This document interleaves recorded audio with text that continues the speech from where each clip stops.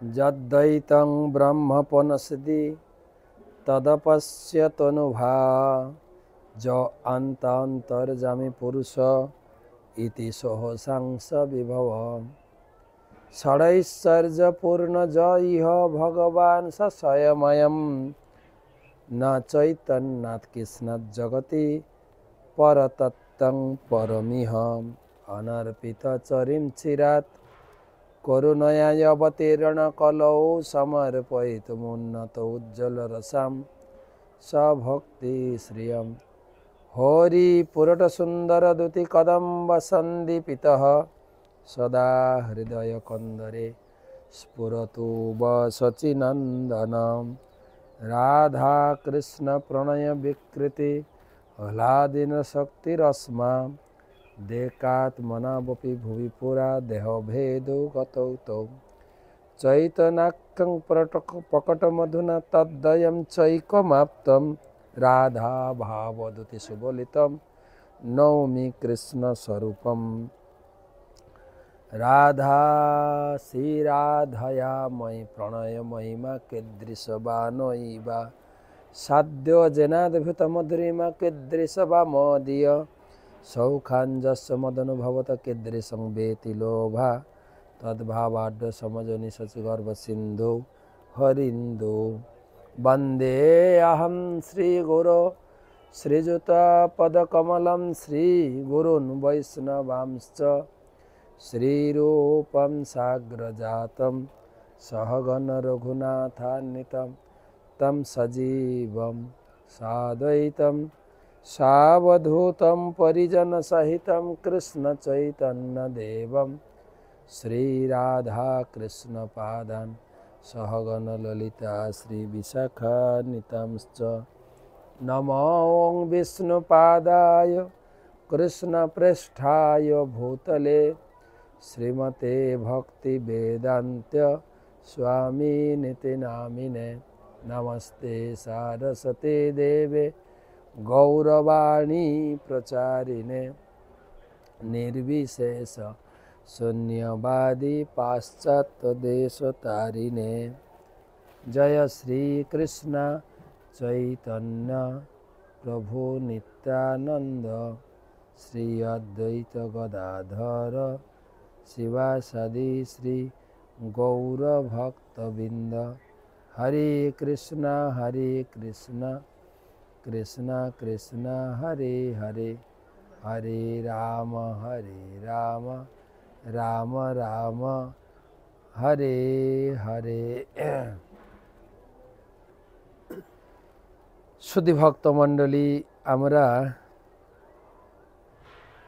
वाराणसीते चैतन्य महाप्रभुर संगे सनातन गोस्वामीर आलोचना श्रवण करছি।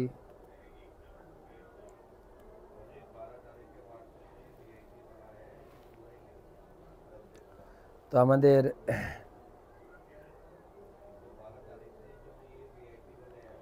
आलोचना सनातन गोस्वामीर संगे महाप्रभुर साक्षात्कार वाराणसीते।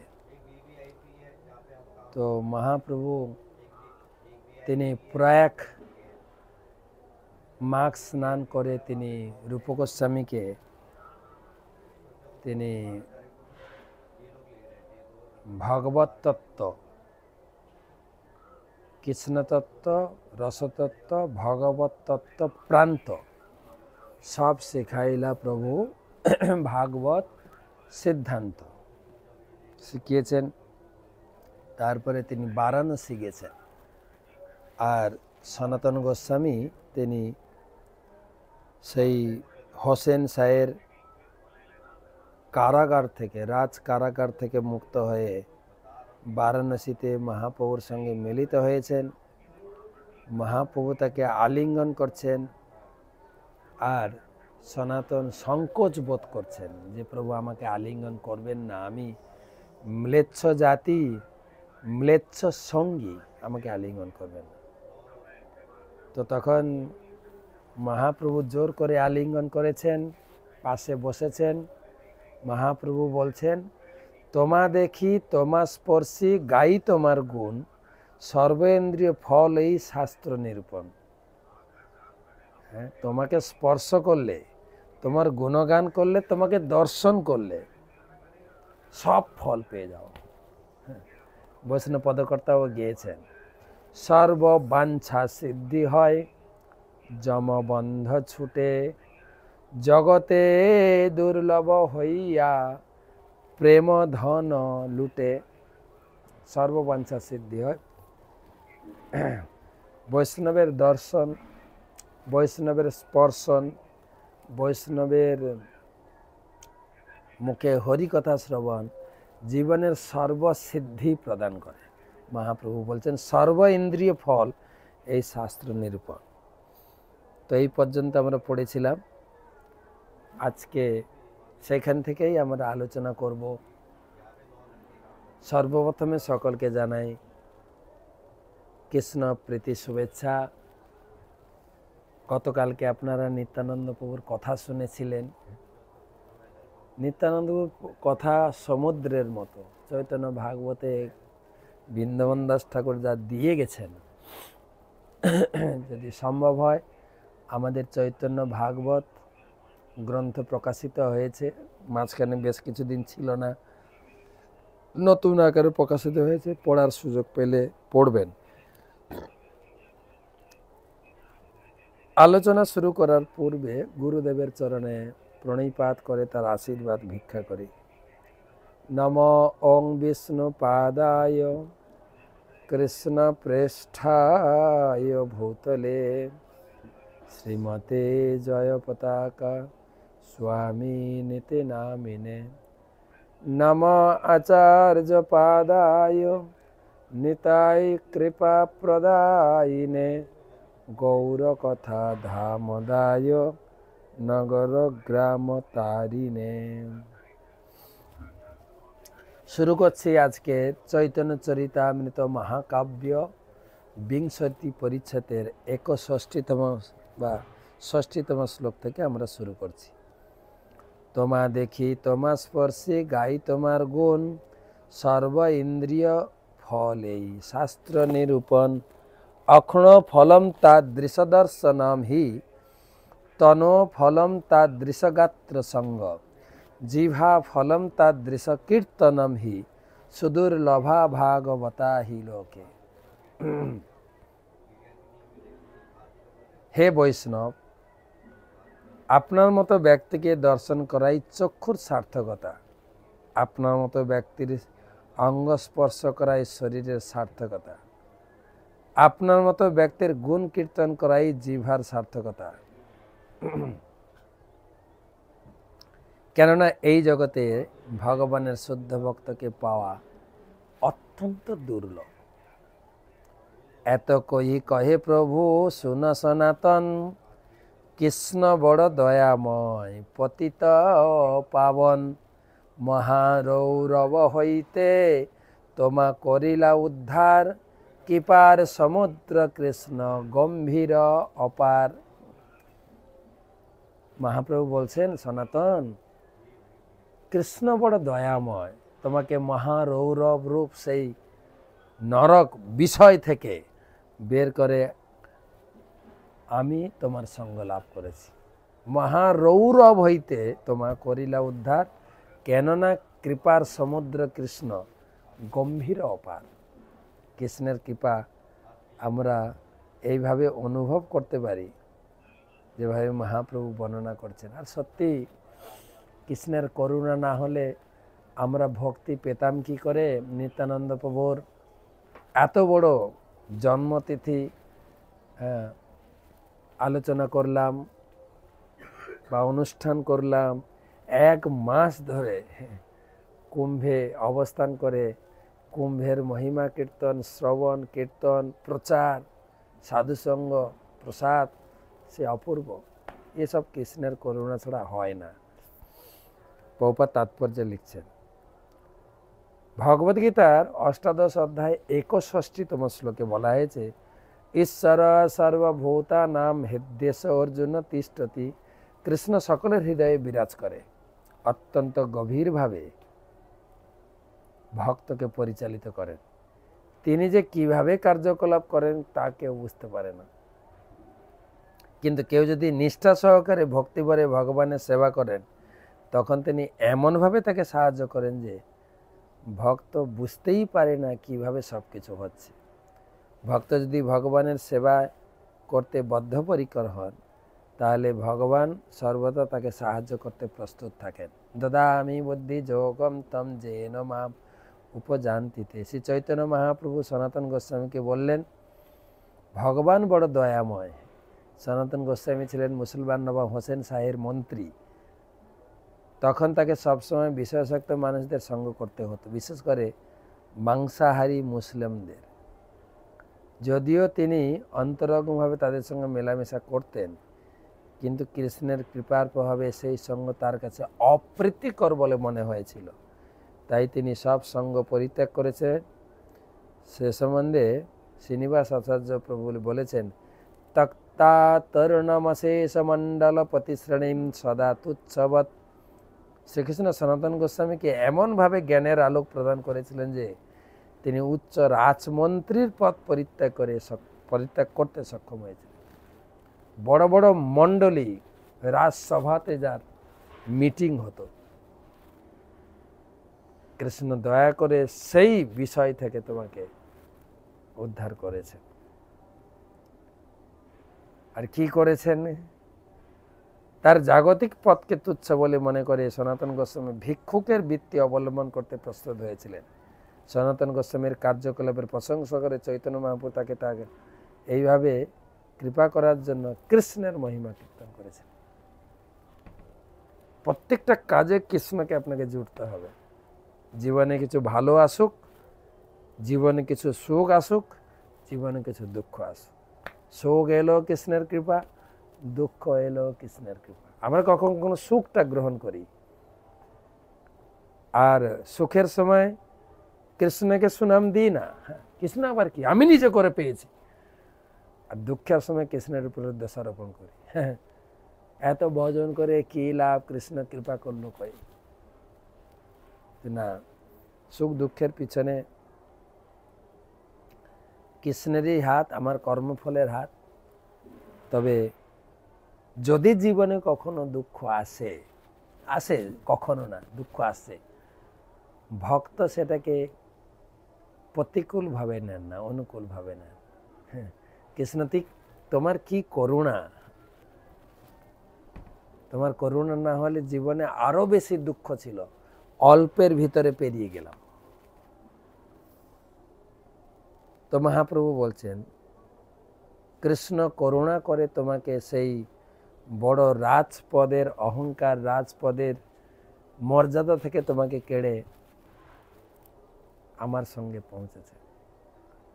শাস্ত্রের অন্য কথাও লেখা আছে যে কলিযুগে তার সাক্ষী শ্রী দবির খাস, রাজপদ ছাড়ি যার অরণ্যে বিলাস। আমরা একটু মন্ত্রী বা বিধায়ক বা এমএলএ এমপি হওয়ার জন্য কত প্রচেষ্টা করি, লড়াই করি, হ্যাঁ, আর এখানে মন্ত্রী পদ পরিত্যাগ করে রাজসভা, রাজপথ, রাজ সুবিধা সব পরিত্যাগ করে সনাতন গোস্বামী গাছের গোড়ায় বাস করতেন বৃন্দাবনে, প্রতিদিন এক একটা গাছ। কলিযুগে তার সাক্ষী শ্রী দবির খাস, রাজপথ ছাড়ি যার অরণ্যে বিলাস। বৃন্দাবনের বনে বনে এক একটা গাছের গোড়ায় এক এক দিন থাকতে সনাতন গোস্বামী। তো মহাপ্রভু খুব প্রশংসা করলেন। সনাতনকে প্রশংসা করতে গিয়ে কৃষ্ণের প্রশংসা। সনাতনের কি অনুভব, আপনাকে যদি কেউ প্রশংসা করে আপনি ফুলে ফেপে যাবেন না। মা সনাতন বলছেন, সনাতন কহে কৃষ্ণ আমি নাহি জানি, আমি কৃষ্ণকে জানি না, আমার উদ্ধার হেতু তোমার কৃপা মানি। কৃষ্ণ কৃষ্ণ জানি না, তুমি আমাকে উদ্ধার করেছো, আমার উদ্ধার হেতু তোমার কৃপা জানি, তুমি উদ্ধার করেছো। কেমনে ছুটিলা বলি প্রভু প্রশ্ন কইলা, আদ্যপান্ত সব কথা তেহ শুনাইলা। মহাপ্রভু জিজ্ঞেস করছেন কিভাবে জেল থেকে মুক্তি পেলে। আর সনাতন আদ্যপান্ত পুরো রূপ গোস্বামী আমাকে চিঠি পাঠিয়েছে, রূপ গোস্বামী আমার জেল মুক্তির জন্য ঘুষ দেওয়ার জন্য এত টাকা বেনিয়ার দোকানে রেখেছিল, সেখান থেকে পেরিয়েছি, রাস্তায় পাত্রা পর্বতে সেই জমিদারের হাত থেকে কিভাবে বাঁচলাম, ডিটেলস। দেখেন মহাপ্রভু শুনছেন। আমরা তো কারোর কথা শুনতে চাই না, শুধু আমার কথাটাই বলি, আমি এই করেছি ওই করেছি ওই করেছি। মহাপ্রভু সনাতনকে জিজ্ঞাসা করছে ডিটেলস বলো, কিভাবে তুমি জেল থেকে বেরিয়ে এখানে এসে পৌঁছালে। তখন মহাপ্রভু বলছেন ধন্যবাদ তোমাকে। প্রভু কহে তোমার দুই ভাই প্রয়াগে মিলিলা, রূপ অনুপম দুহে বৃন্দাবন গেলা। তো ঠিক হয়েছে, ভালো হয়েছে, তুমি মোটামুটি ওখান থেকে বেরিয়ে আসতে পেরেছো। আর তোমার দুই ভাই অনুপম আর রূপ, তাদের সঙ্গে আমি প্রয়াগে অনেক দিন ছিলাম, আমাদের সঙ্গে কৃষ্ণ কথা আলোচনা হয়েছে, তাদেরকে আমি বৃন্দাবন পাঠিয়েছি, আর আমি এদিকে এসেছি। তপন মিশ্রে আর চন্দ্রশেখরে, প্রভু আজ্ঞায় সনাতন মিলিলা দোহারে। মহাপ্রভু তপন মিশ্র এবং চন্দ্রশেখর আচার্যের সঙ্গে সনাতনের পরিচয় করে দিলেন। তপন মিশ্র তবে তারে কইলা নেমন্তন, প্রভু কয়ে ক্ষৌর করাও যাহ সনাতন। তো তপন মিশ্র সনাতন গোস্বামীকে ইনভাইট করলেন, আমার বাড়িতে আজকে ভিক্ষা গ্রহণ করো, প্রসাদ গ্রহণ করো। মহাপ্রভু বলছেন আগে তাকে শেভ করতে দাও, মাথা শেভ করো, ভদ্র হও। মাথায় চুল আর দাড়ি টাড়ি মহাপ্রভু পছন্দ করতেন না। চন্দ্রশেখরে প্রভু কহে বলাইয়া, এই বেশ দূর কর যাহ ইহারে লইয়া।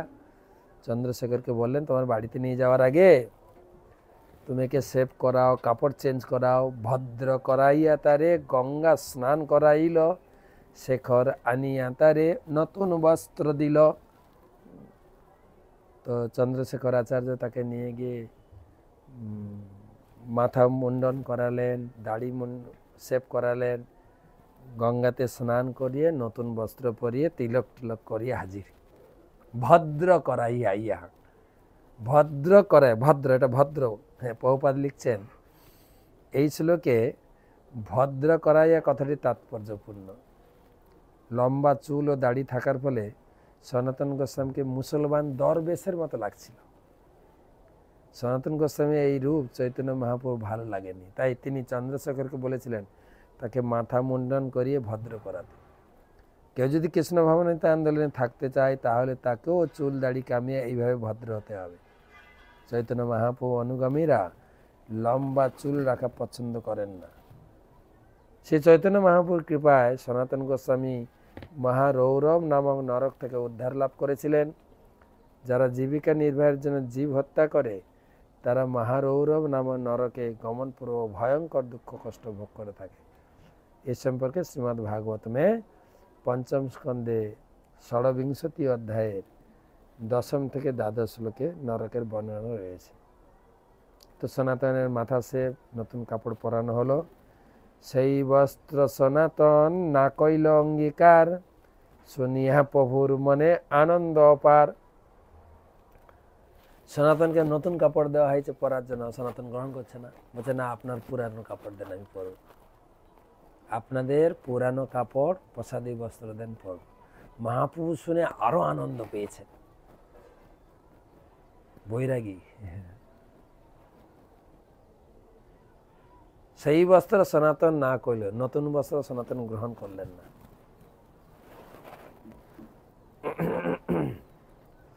মধ্যাহ্ন করিয়া প্রভু গেলা ভিক্ষা করিবারে, সনাতনে লইয়া গেলা তপন মিশ্রের ঘরে। আমরা তো আমাদের ব্যবহার করা জিনিস ফেলে দিয়ে নতুন লোকের জিনিস নিয়ে পালাই। আমি দেখি কিছু কিছু বাইরের লোকেরা তো আছেই, ভক্তদের মধ্যেও দেখি আরে আমার থেকে ওই জুতোটা ভালো, ওইটা পরে চলে যায়। যদি কেউ ধরে বলে দেবো সরি ভুল করে পড়েছি, এগুলো ভক্তের লক্ষণ না। ভক্তের লক্ষণ সনাতন গোস্বামী আচরণ করে দেখেছেন, যা মহাপ্রভু দেখে শুনে তার ব্যবহারে অতীব সন্তুষ্ট হয়েছে। মহাপ্রভুর ভক্তদের এই আলোচনা অনেক শিক্ষা লাভ করে। তো সনাতন মধ্যাহ্ন করিয়া প্রভু গেলা ভিক্ষা করিবারে। সনাতনে লইয়া গেলা তপন মিশ্রের ঘরে। মহাপ্রভু তপন মিশ্রের বাড়িতে গেলেন দুপুরে ভোজন করার জন্য, সনাতন নিয়ে গেছেন। পাদ বৎসলন করি ভিক্ষাতে বসিলা, সনাতনে ভিক্ষা দেও মিশ্রের কহিলা। মহাপ্রভু পা ধুয়ে সনাতন তপন মিশ্রের বাড়িতে ঢুকলেন, প্রসাদে বসলেন।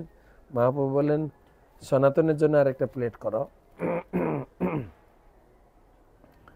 মিশ্র কহে সনাতনের কিছু কীর্ত আছে, তুমি ভিক্ষা করো প্রসাদ তারে দিব পাছে। তপন মিশ্র বলছে না, সনাতন পরে খাবে, আপনি এখন প্রসাদ পেয়ে নেন, তার কিছু কাজ টাজ আছে। লক্ষ্যটা ছিল মহাপ্রভুর প্রসাদ খাওয়াবো সনাতনকে, সেই জন্য সনাতনকে পাশে বসালেন না। ভিক্ষা করি মহাপ্রভু বিশ্রাম করিল, মিশ্র প্রভুর শেষ পাত্র সনাতনে দিল। একদম পুরো প্লেট, মহাপ্রভুর প্লেটটা সনাতনকে দিয়েছে। সনাতনে দিলা নতুন, সনাতন মিশ্র সনাতনে দিলা নতুন বসন, বস্ত্র নাহি নীলাতে হ কইল নিবেদন। আবার নতুন বস্ত্র, বাড়িতে গেছে তো ভোজনের পরে দক্ষিণা নতুন বস্ত্র দিয়েছে। বলছে না আমি বস্ত্র নেব না। বলছে কেন?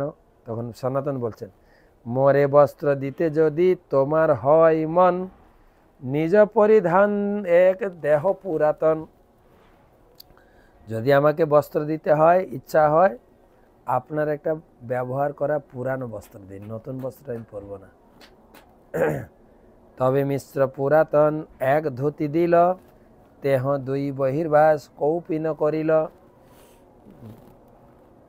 তো তপন মিশ্র সনাতনের ভাব বুঝে নিজের পুরাতন বস্ত্র দেয়, বৈষ্ণব যাতে খুশি হয়। আমরা কি করবো, না না না না আমার সব চলে যাবে। তপন মিশ্র দিয়েছেন, আর সেই বস্ত্র পেয়ে সনাতন করলেন কি, আঁচল থেকে একটু কাটলেন, যেটা কৌপিন বানালেন, আর বাকিটা পরলেন। আমরাও নতুন ভক্ত ট্রেনিংয়ের সময় শিখেছি, আমাদেরকে জামা ধুতি গেঞ্জি আর উত্তরী দেওয়া হতো। সেই ধুতির এক পাশ ছিঁড়ে কৌপিন বানাতাম, আর বাকি ধুতিটা পরতাম। সেটাও এখানে লেখা আছে দেখলাম, তেহ দুই বহির্ভাস কৌপিন করে ভাগ করলেন, এক ভাগ কৌপিন, এক ভাগ কৌপিনের উপরে বহির্ভাস পরার জন্য। মহারাষ্ট্রীয় দ্বিজে প্রভু মিলাইলা সনাতনে, সেই বিপ্রতারে কইল মহানিমন্ত্রণে। সনাতন তুমি যাবৎ কাশীতে রহিবা, তাবৎ আমার ঘরে ভিক্ষা যে করিবা। সেই মহারাষ্ট্রীয় ব্রাহ্মণ, আপনাদের মনে আছে কিনা, যিনি মাধবেন্দ্রপুরীর শিষ্য ছিলেন, এর আগে আলোচনা হয়েছে। তো যখন মহাপ্রভু সনাতনকে তার সঙ্গে পরিচয় করালেন, তখন সেই ব্রাহ্মণ সনাতনকে নেমন্তন্ন করলেন না, মহানেমন্তন্ন। নেমন্তন্ন আর মহানেমন্তন্ন শুনেন, অনেকগুলো ভাগ আছে কিন্তু, আমন্ত্রণ, নেমন্তন্ন, মহানেমন্তন্ন। আমন্ত্রণ মানে আপনি অনুষ্ঠানে আসবেন, অনুষ্ঠান দেখে চলে যাবেন। নেমন্তন্ন মানে অনুষ্ঠানে আসবেন, প্রসাদ গ্রহণ করবেন, নেমন্তন্ন। মহানেমন্তন্ন মানে এখানে বলছেন যতদিন তুমি কাশীতে থাকবে ততদিন পুরো প্যাকেজ নেমন্তন্ন, প্রতিদিন আসবে আমার বাড়িতে, মহানেমন্তন্ন। সনাতন কহে আমি আমি মাধুকরী করিব ব্রাহ্মণের ঘরে কেনে একত্র ভিক্ষা লব। আমি এক জায়গায় কেন খাবো? আমি ভিক্ষা করব, প্রতিদিন মাধুকরী করে খাবো। মাধুকরী পৌপা তাৎপর্য লিখেছে, মাধুকরী শব্দের উৎপত্তি হয়েছে মধুকর থেকে। মধুকর বা মৌমাছি যেমন ফুলে মধু সংগ্রহ করে বেড়ায়, তেমনি ভগবানের শ্রীপাদপদ্মে সর্বতভাবে শরণাগত মহাত্মারাও এক গৃহে ভোজন করেন না করে গৃহস্থের দ্বারে দ্বারে অল্প অল্প পরিমাণ ভিক্ষা করে গ্রহণ করেন। তার ফলে তিনি অত্যধিক আহার করেন না অথবা অনর্থক গৃহস্থকে উদ্বেগ প্রদান করেন না। সন্ন্যাস আশ্রম অবলম্বনকারী ব্যক্তি ভিক্ষা করতে পারেন, কিন্তু রন্ধন করতে পারেন না। তার ভিক্ষা গৃহস্থদের বোঝা স্বরূপ হওয়া উচিত নয়।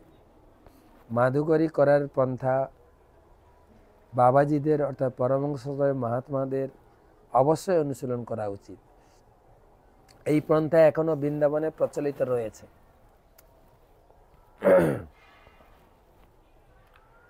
এবং সেখানে বহু স্থানে ভিক্ষা দেওয়ারও ব্যবস্থা রয়েছে। কিন্তু দুর্ভাগ্যবশত বৃন্দাবনে সহজে ভিক্ষা পাওয়ার জন্য বহু ভিক্ষুক এসে থাকে। তারা ছিল সনাতন গোস্বামীর প্রদর্শিত পন্থা অনুশীলন করে না, তারা কেবল তার অনুকরণ করে মাধুকরী করে অলস জীবনযাপন করে। সনাতন গোস্বামী ও রূপ গোস্বামী প্রদর্শিত পন্থা নিষ্ঠা সহকারে অনুসরণ করা প্রায় অসম্ভব। তাই রূপ সনাতন গোস্বামী অনুকরণ না করে মন্দিরে কৃষ্ণকে নিবেদন করে প্রসাদ গ্রহণ করাই শ্রেয়।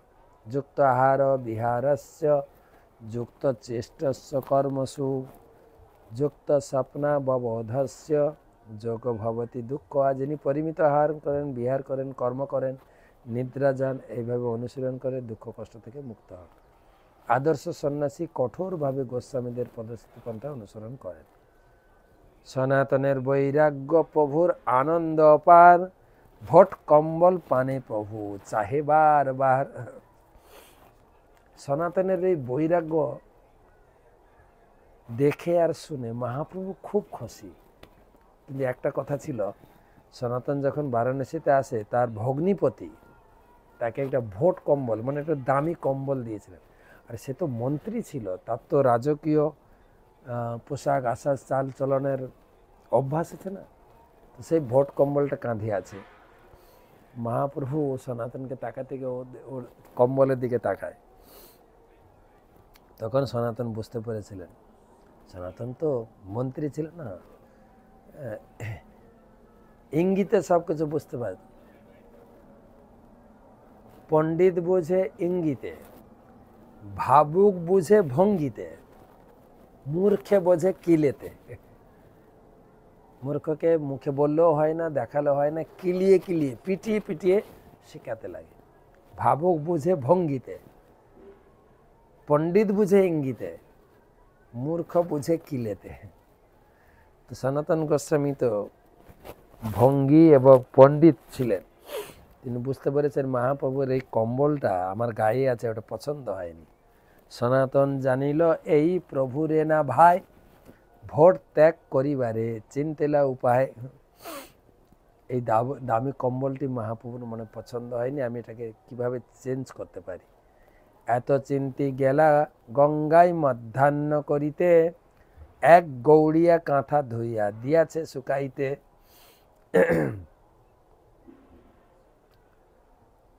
তো এই চিন্তা করে তিনি গঙ্গার ঘাটে গেছেন, দেখছেন একজন বাঙালি মানে বঙ্গের এক ভক্ত, তিনি কম্বল ধুয়ে শুকাতে দিয়েছে। তারে কয়ে ওরে ভাই করো উপকারে, এই ভোট কম্বল এই কাঁথা দেহ মোরে। ভাই একটা উপকার করবে? বলে কি? আমার এই ভোট কম্বলটা নাও, তোমার কাঁথাটা আমাকে দাও। করবেন তো? আমরা তো করি কি, ভালো মন্দ খেয়ে যা বাঁচে মাধুকরী করে ঘেঁটে লোককে দিই। আমরা মাধুকরী খাই না, আমরা বেছে বেছে পনির বেছে নেব, ধোকা বেছে নেব, লাস্টে আলু আর জুসটা পড়ে থাকবে। আর সেগুলো কি করব, সব ঘেঁটে মেটে নাম দেব মাধুকরী। আমি সবাইকে বলি তুমি ঘেঁটে মেটে খাও না, দেখি কেমন লাগে তোমার।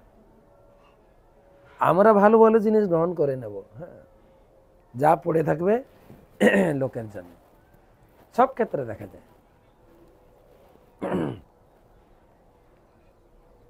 সে সবজি কিনতে যান, বাজার করতে যান, এক ঝুড়ি যদি পটল থাকে, প্রথম থেকে বাছা শুরু হয়, আম কিনুন, আপেল কিনুন, প্রথম থেকে লোকে বাছবে, বাঁচতে বাঁচতে ঝুড়ির তলা পর্যন্ত বাঁচতে থাকে। ভালো, আর একটু যদি খারাপ পড়ে যায়, এটা চেঞ্জ করে দাও, আমারও সব ভালো জিনিস ব্যবহার করতে হবে। আর এটাও সাধারণ লোকের সেই বিচার। তো এই বাংলা থেকে যে ভক্তটা এসছে, ও চিন্তা করছে, আরে সে কি, আপনাকে দেখতে তো এত সুন্দর পণ্ডিত, আপনি আমার সঙ্গে রহস্য করছেন কেন? আপনার দামি কম্বল দিয়ে পুরানো কাঁথা নেবেন, এটা তো আমার কেমন কেমন লাগছে, এটা কি করে সম্ভব?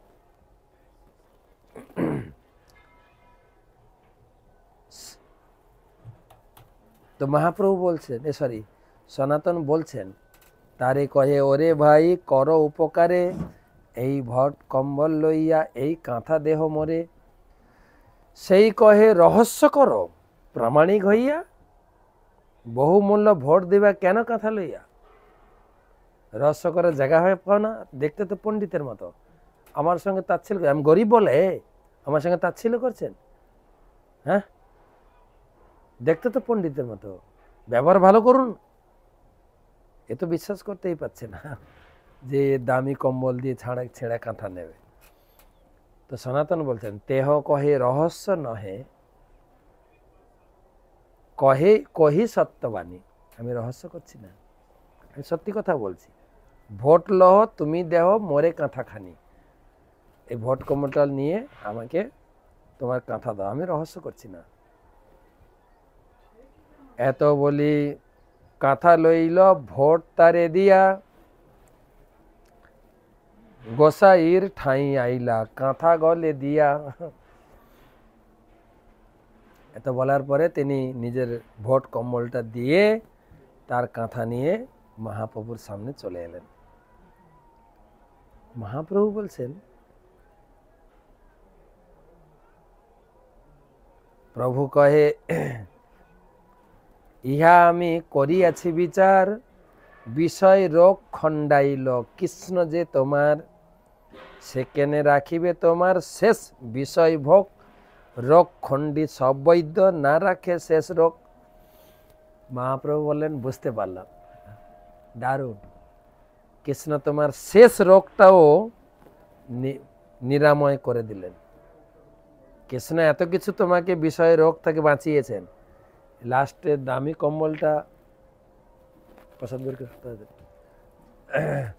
এই লাস্টে এই একটু রোগ আর রেখে দেবেন কেন, একদম অপারেশন করে একদম নির্মূল করবেন। কৃষ্ণ তোমাকে রোগ নির্মূল করেছেন। রোগ খণ্ডী সদবৈদ্য না রাখে শেষ রোগ। আর কেন একটু একটু রোগ রাখবে? 3 মুদ্রার ভোট গায়ে মাধু করি গাছ, ধর্ম হানি হয় লোক করে উপহাস। এত দামি কম্বল নিয়ে তুমি বাড়ি বাড়ি মাধুকরি করতে যাবে, ধর্মের হানি হবে আর লোকে তোমার নিন্দা করবে, উপহাস করবে। দেখো, আমারও মনে পড়ে যখন আমার দীক্ষা হয়, প্রথম দীক্ষা 91 সালে, তখন মায়াপুরে এত লোক ছিল না।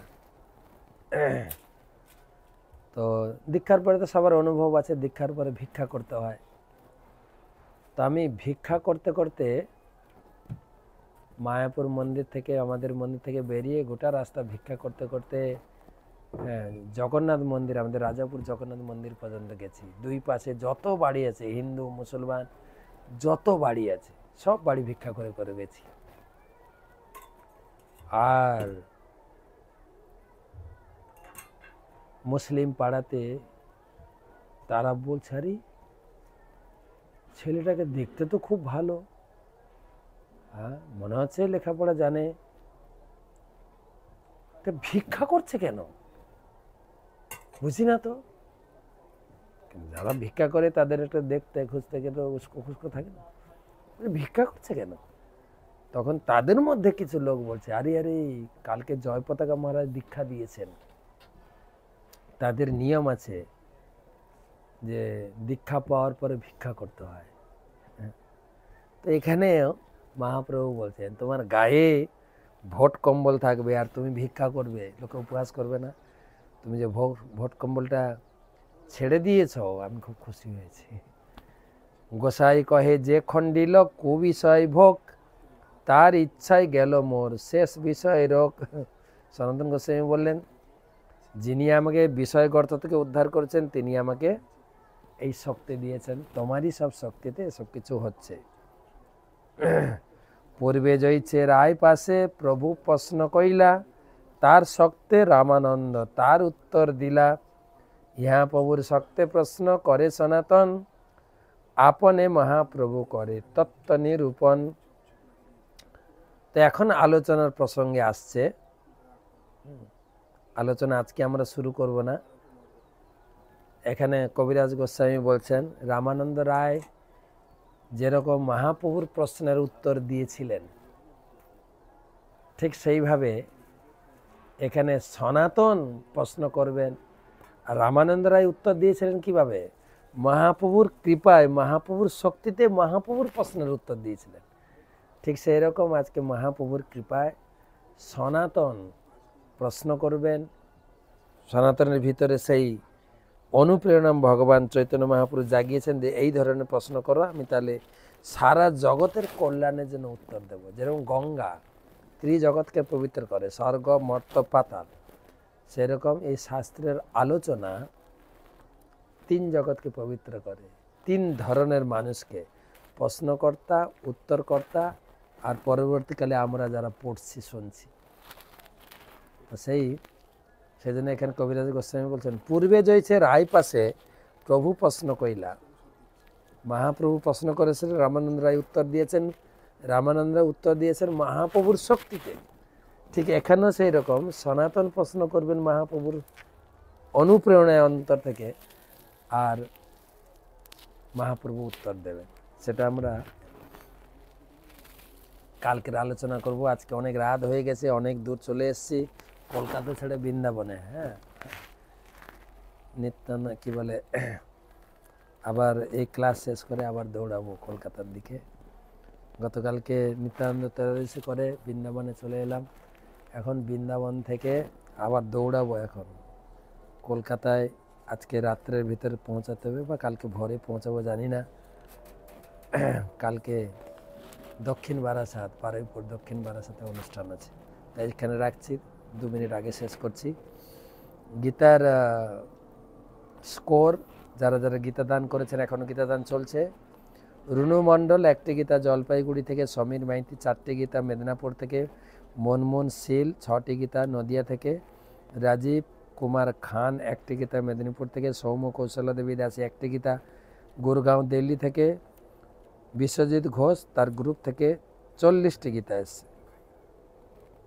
হেমময় নিতাই দাস 4টি গীতা, গোবিন্দ মণ্ডল কলকাতা থেকে 1টি গীতা, অর্ঘ্য গায়ন 6টি গীতা হলদিয়া থেকে, প্রশান্ত ব্যানার্জি 11টি গীতা কলকাতা থেকে, দীনেশ বর্ধমান থেকে 1টি গীতা, রাধেশ্যাম গড়ে 2টি গীতা হাওড়া থেকে, ভেঙ্কটাদ্রি চৈতন্য দাস তার 46তম বিবাহ বার্ষিকী উপলক্ষে 46টা গীতা দান, বিমল মণ্ডল 2টি গীতা মেদিনীপুর থেকে, মিত্রবৃন্দা কেশবী দেবী দাসী 1টি গীতা জামশেদপুর থেকে, মৌমিতা মণ্ডল বীরভূম থেকে 4টি গীতা, মৌলিক যোশী 36টি গীতা ওমান থেকে, শান্তরূপ ব্রজেশ দাস 1টি গীতা জামশেদপুর থেকে, নয়ন বিশ্বাস 20টি গীতা সৌদি আরব থেকে, মুম্বাই থেকে 27টি গীতা এসছে জেএসএস থেকে, মুকুন্দ দাস মায়াপুর 108টি গীতা, মহামায়া দাসী 4টি গীতা দিল্লি থেকে, সৌমেন দাস 2টি গীতা হুগলি থেকে, মালিনী সুন্দরী দেবী দাসী 18টি গীতা ব্যাঙ্গালোর থেকে, পলি ঘোষাল 1টি গীতা নদিয়া থেকে, সৌমিক মাল মেদিনীপুর থেকে 31টি গীতা, কৃষ্ণকৃপামূর্তি দাস 8টি গীতা বৃন্দাবন থেকে, জগৎ পাবনী সত্তা দেবী দাসী 2টি গীতা, অনুরাধা অনুত্তমা দেবী দাসী তামিলনাড়ু থেকে 1টি গীতা, বিনোদিনী গৌরাঙ্গী দেবী দাসী আসাম থেকে 2টি গীতা, সুদীপ্ত সিট 4টি গীতা বর্ধমান থেকে, সেবা পদ্মা মাতাজি দুবাই শারজা থেকে 1128টা গীতা কালেকশন করে পাঠিয়েছেন কুম্ভে বিতরণ করার জন্য। শ্রী রামচন্দ্র করুণাময় দাস ব্যাঙ্গালোর থেকে 3টি গীতা, অপূর্ব আনন্দ সিঙ্গাপুর থেকে 5টি গীতা, কাজল মাতাজি 1টি গীতা বাঁকুড়া থেকে। এই পর্যন্ত থাক, কালকে কলকাতা থেকে আপনাদের সঙ্গে দেখা হবে, পাঠ করব। যদি পাশাপাশি থাকেন চলে আসবেন আমাদের দক্ষিণ বারাসাত, সেখানে প্রোগ্রাম রয়েছে। তারপর কলকাতা বসে আমি ভাগবত পাঠ, চৈতন্য চরিতামৃত পাঠ করব আপনাদের কাছে। শুভরাত্রি, ভালো থাকবেন।